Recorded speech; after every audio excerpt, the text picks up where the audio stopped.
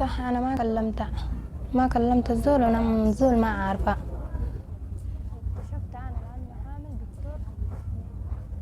فكرت بتاع السودان تو، أنا لا متزوجة لا عندي زول ولا عملت معه حاجة، إلا فكرت داك ورا داك.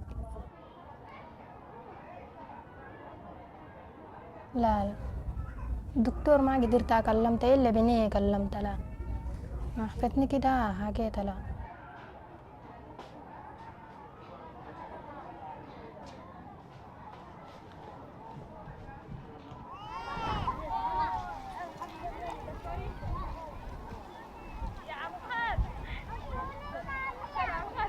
When we ask them what happened, they start crying. We provide for them psychological support, that to explain for them that the assault that happened is not their fault, and the reaction that they having after the assault is normal.